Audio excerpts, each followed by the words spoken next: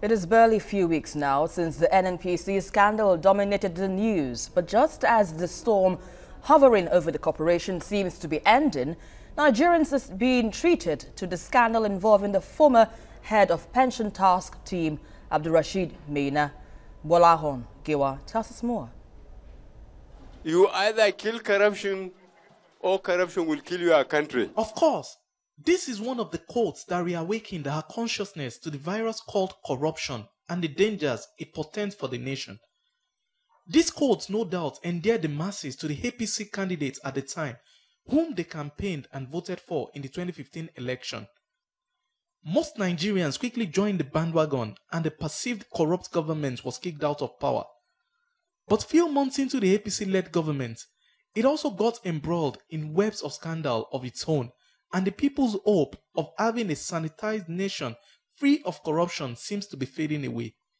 Nigerians would start asking critical questions regarding the sincerity of the government in tackling corruption across board, irrespective of who these seeming corrupt people are or what political party they belong to. Earlier in the week, news of the return and unceremonious reinstatement of the troubled former chairman of the Pension Reform Task Team, Abdulrasheed Maina, filtered into the media. The story of Abdulrasheed Maina is such that stirs confusion wherever it is told.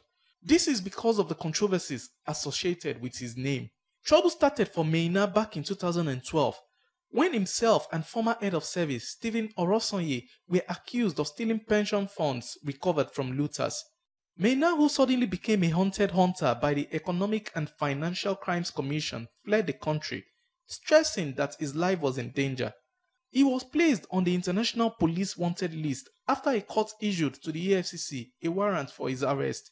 His sudden reappearance in the civil service sparked off media outrage, which subsequently got swift reaction from the president, who ordered his immediate disengagement from the service.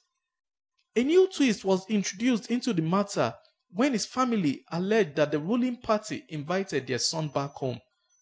The government denies prior knowledge of his return. Many Nigerians are concerned about this state of affairs and the revelation by a presidential aide that he had been in the country for more than a year.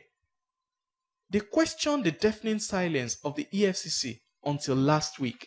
Now suddenly the EFCC woke up. Now remember, he has property that they are now marking all over the place. Is it that they never had all this information before, or is everybody just playing to gallery?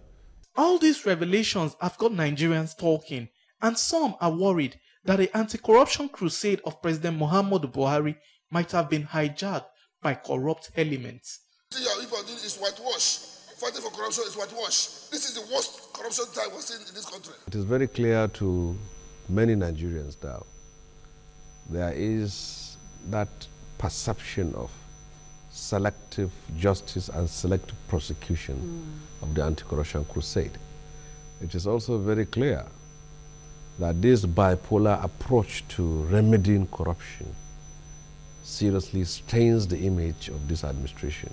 Yet, Nigerians remain sharply divided over Maina's presumed guilt or innocence. I'm convinced that Maina didn't steal billions as is being reported. I'm very, very convinced. I can stake my honor for that. So let him go and face them. We've seen that before. We've seen people accused of stealing billions. And at the end of the day, they couldn't even bring the evidence to nail such people because they do not have it.